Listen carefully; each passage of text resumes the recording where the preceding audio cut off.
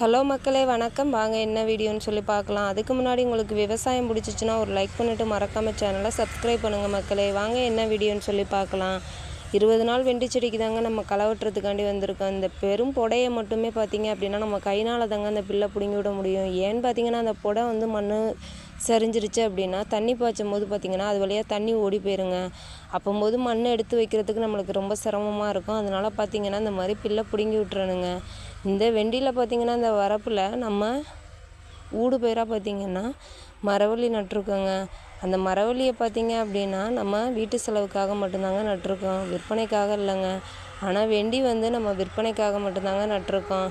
பார்த்திங்கன்னா அந்த மரவள்ளி ஒரு தூர் பார்த்திங்கன்னா பேந்துருச்சு. அதை என்னோடய மாமியார் அப்போ தாங்க வந்தாங்க. வந்த வாக்கில் இது ஏன் பேந்து கிடக்குன்னு சொல்லிட்டு அதை நட்டு வச்சிருவோன்னு சொல்லிட்டு அந்த இதையும் நட்டு வச்சுட்டாங்கங்க. அப்படியே பார்த்திங்கன்னா வெயிலும் ஸ்டார்ட் ஆயிடுச்சு. பனியில் நம்ம வந்தோம், அப்படியே இருந்தாலும் வெயில் நம்மளை விடலை. வெயில் பார்த்திங்க அப்படின்னா 10 மணிக்கெலாம் சுட்டு எரிஞ்சிருச்சுங்க. காலெல்லாம் பொசிக்கிருச்சு. அதுவாக நம்மளோட வீட்டு வேலை தான், அது எப்போ இருந்தாலும் நம்ம தான் பார்த்தாகணும்னு சொல்லிட்டு அந்த வெயிலோடு பார்த்திங்கன்னா நம்ம களையும் வெட்டிக்கிட்டே இருந்தோங்க.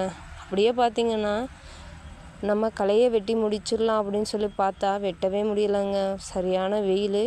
அதோடு போட்டுட்டு அன்றைக்கி வீட்டுக்கு போயாச்சுங்க. அப்புறம் சாயந்தரம் நேரம் வந்து தாங்க பாதி களையை வெட்டினோம். மறுநாள் காலையில் பார்த்திங்க அப்படின்னா கொஞ்சம் களை கிடந்துச்சு. மறுநாளும் நம்ம வெட்ட ஆரம்பிச்சிட்டோங்க.